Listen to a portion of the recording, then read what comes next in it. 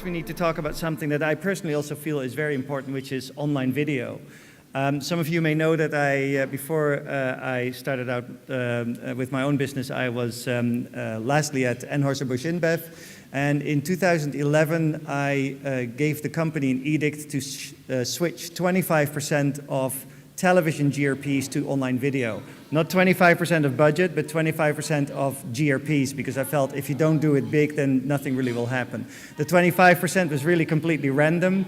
It could have also been 20% or 15% or 30%. What I told the markets is, if you have no data to prove what the percentage should be, then take 25%. If you have any other data, then tell me what it should be. And that's what we did, and we found it worked amazingly well. It was a great way to deflect cost on television, but it was also an amazing way to get far higher engagement with our core consumers. So it's a topic close to my heart. We have a great panel here, which consists of Pierre Chappaz, who is CEO and co-founder of Ebuzzing. He was also the man that brought you the music earlier, so thank you, Pierre.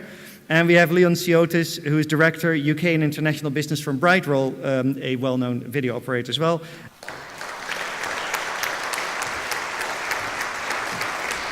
As Martin said about the topic, we're going to look at online video, kind of what's happening with the industry now, how it's being consumed, how it's being used, and then we're going to look at some trends. But to kind of kick us off, Pierre is going to show us some of the amazing stuff he's done, and he's also got an exclusive. So there is actually some exclusive content here. So when you are halfway through your lunch, you want to grab your pen, make sure you take some notes. Off we go, Pierre. Thank you. Hello, everybody. So I am Pierre Chappaz. I'm the co-founder, president and CEO of Ebuzzing and BrightRoll.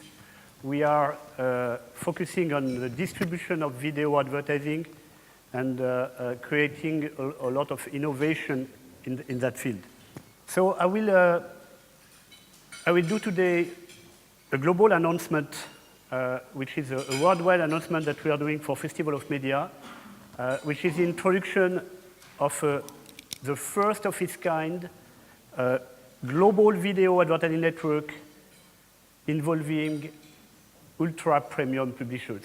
I mean, the best publishers from 43 different countries are a part of this initiative that will allow the most premium brands, think of luxury brands, for instance, to distribute their advertising into the best possible context.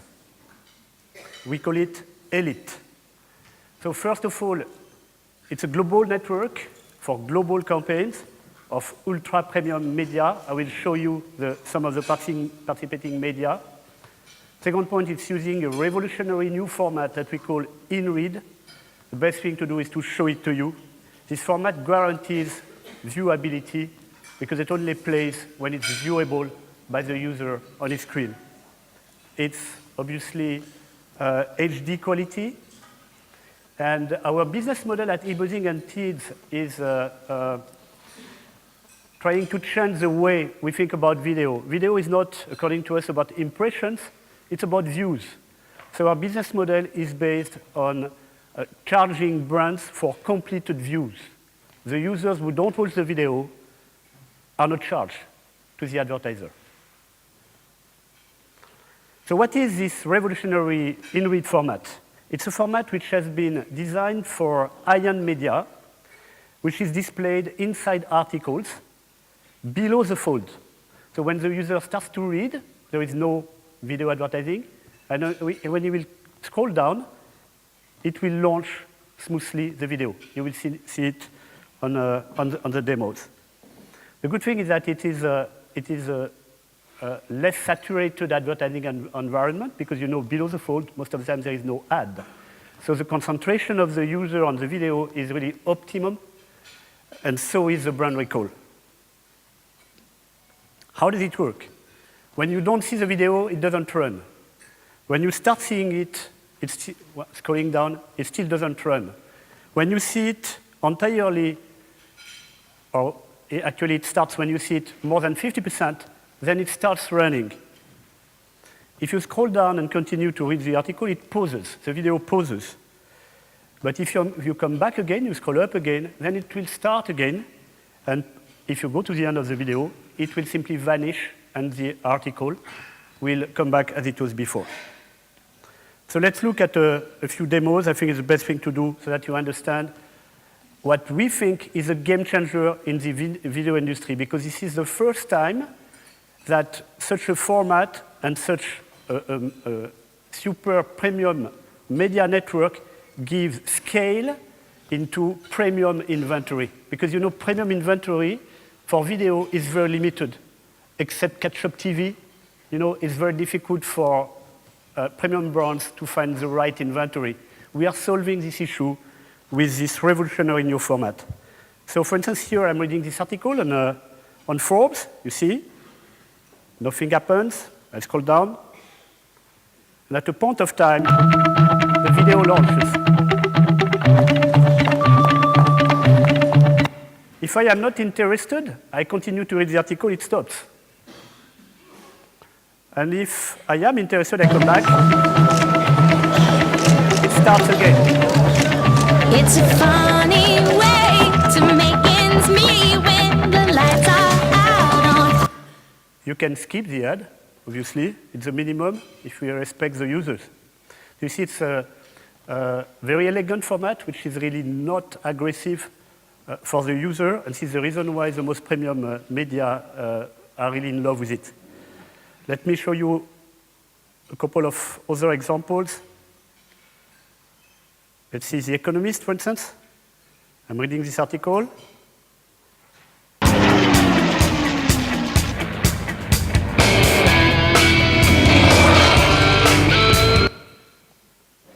I don't want to see the ad. I read my article. The brand is not charged. But if I go until the end of the video,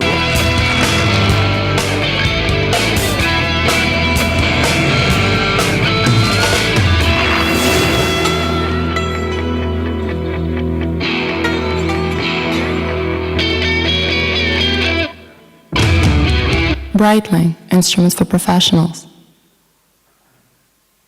Breitling is one of the brands who have been already using this elite global network for their communications, as well as Gucci, Cartier, BMW, and already many others. One more example. This one will be Italian, as we are in Italy. La Repubblica.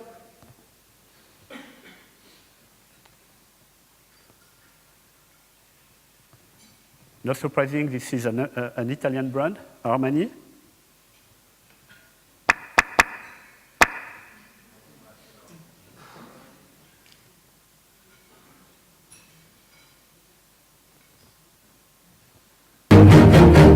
Sì alla seduzione, sì all'emozione, sì alla follia.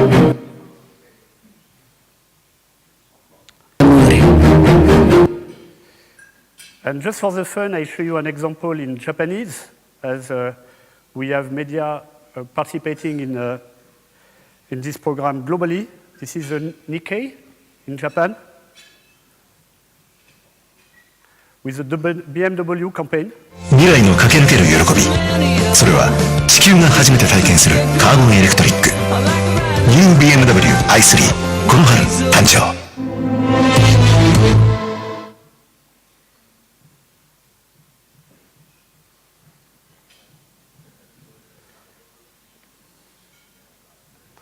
So many of these media are using the TEEDS platform to generate this brand new video inventory and to sell the campaigns by themselves. When it comes to global campaigns, because most of them are focusing on their local market, when it comes to global campaign, we being a global company with teams in more than 12 countries, we are able to bring to them global campaigns from global brands. So this is a game changer because up to now, video was mostly displayed in stream, mainly in long tail environments on a CPM business model. With this elite proposition, it's outstream, it's outside existing video streams. It's sold on CPCV, cost per completed view. It's a super premium network, and as you saw, it's below the fold. So it's really a very impactful and non-intrusive format for branding. This format has been now deployed with more than 500 high-end media globally. And he has a cousin that we call inboard, which is really the cherry on the cake. The same kind of format, but it is displayed just below the header of the site. Let me show you one example. On Le Monde, it is really the ad unit which has the maximum impact in terms of branding. Look at what it does. Well, no one told me about her, the way she lied. Well, no one told me about her, how many people cried. But it's too late to say you're sorry. How would I know? Why should I care? Please don't bother trying to find her. She's not there. Well, let me tell you about the way she... These videos are so good, videos from a premium brand that personally I could watch them the entire afternoon, but we don't have too much time. So now that you have seen the format itself, obviously you can enrich the video itself by including any kind of overlay, interactive content, depending on the objectives of the campaign. It can be really anything, depending on what the brand wants to achieve, thanks to a VPED standard. To give you an idea of the media which are partnering with us, you have a few here from many, many different countries. I told you 43 different countries. In the UK, for instance, we have The Guardian, we have The Telegraph, we have the FT, we have The Economist, and many others. In France, we have Le Monde, Le Figaro, Le Point, L'Express, and many others. In the US, we have CNBC, Reuters. We have Korean media, Japanese media. And in Italy, as we are in Italy, here are some of the media which are using the TIDS platform.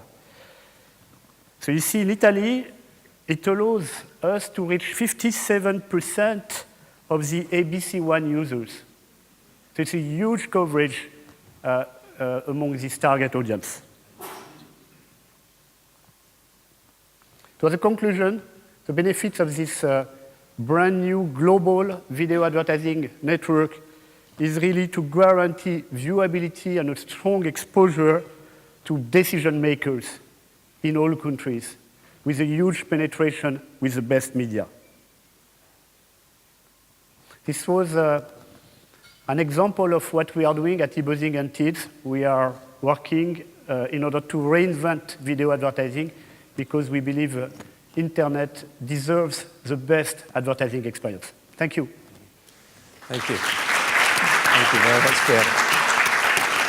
And just kind of, we've seen some great ideas and some stuff that is really happening with online video. We've known over the last 2 days that obviously online video is becoming bigger and bigger, and according to the research in Nielsen at the moment, only 0.1% of our hours are spent watching online video, but they said it's set to grow over the next few years. To kind of get us into the flow, and I'll start asking the guys some questions in a moment on kind of what the trends are, what we can expect over the next kind of 2 years, 18 months.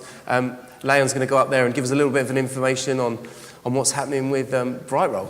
Yes. Well, hey everyone, thank you for being here. I just wanted to thank C-Squared for putting on such a fantastic event. Definitely a pleasant change from the rainy London Sunday where I was last. So I work for BrightRoll. Anybody who may not be familiar, BrightRoll is the largest independent video platform operating across all 4 screens on a global basis. I thought to kind of kick things off, I'd just do a very quick introductory video, and then we could jump into a kind of panel discussion about video, and hopefully I get some interactivity from the crowd as well. Absolutely, so get those questions ready now. The power of video advertising is really all about sight, sound, and motion. Advertisers today want to reach large audiences across the screens in which they're consuming content. The 4 screens that really matter are online, mobile, tablet, and connected television. Digital video advertising in many ways represents the best of television and the best of online. You can reach the right consumer at the right time on the right device. In 2006, I founded BrightRoll with the vision of using software to improve and automate the video advertising business. And since that point, we've built a programmatic video ad platform used by thousands of advertisers. As the digital video ecosystem has matured, it's only become more technology-driven. And when you think about the integration of real-time data to bid on inventory, or the integration of first and third-party data for better targeting, technology is fundamentally driving the improvements that advertisers are benefiting from today.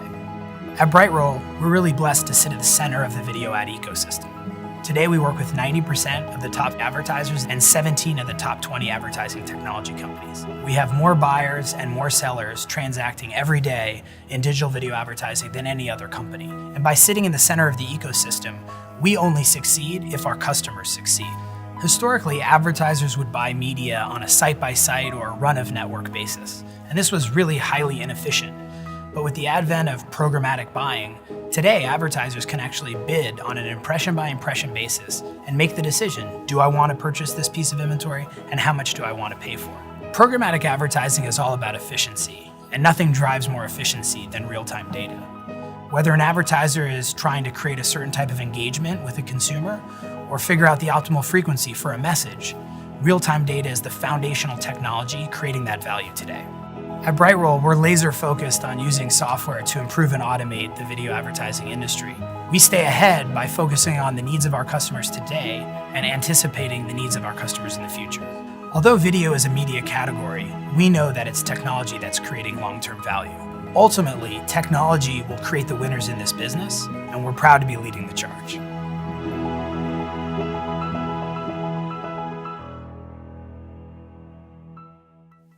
Okay, now to the real action, guys. Some question and answers here. So we've seen some great examples there of videos. We've seen some great technology that's happening now, which really kind of lifts the whole platform and lifts the whole concept of online video. I mean, how high up the agenda is online video when people are putting together media campaigns? How high is it for a brand? Are you still out there desperately trying to educate them? Are there certain brands that are kind of on the ball straight away? More and more brands have already adopted online video. I saw a survey yesterday showing that in the US, 9% of TV budgets are already spent on the internet, on online video. We are not yet there in Europe, but it's growing very quickly. There are and there were some limitations. For instance, I spoke about luxury brands.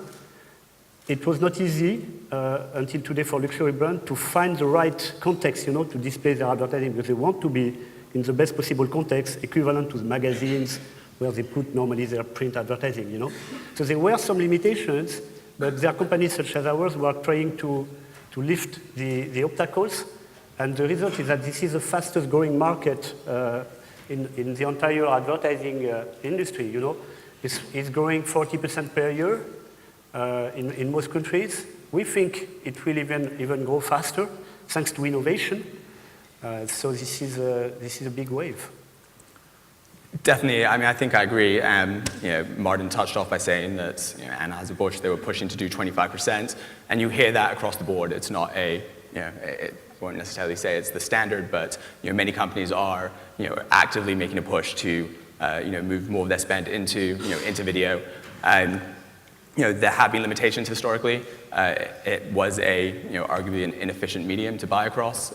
You were sending gigabyte files, to people with, sheets of tracking pixels. But I think as the technology has started to fix a lot of those problems, you're seeing a much more, much more eagerness from brands to experiment in the space. So we're starting to see it come up the agenda as well in terms of an overall campaign. Because as an industry, how good are we at promoting online video as a stream? Are we getting better at it? What's kind of, where do you think we go next? How do we really promote it and get it out there and showcase it properly to brands? How good are we at promoting online video? Actually, the digital agencies are doing a great job, I think.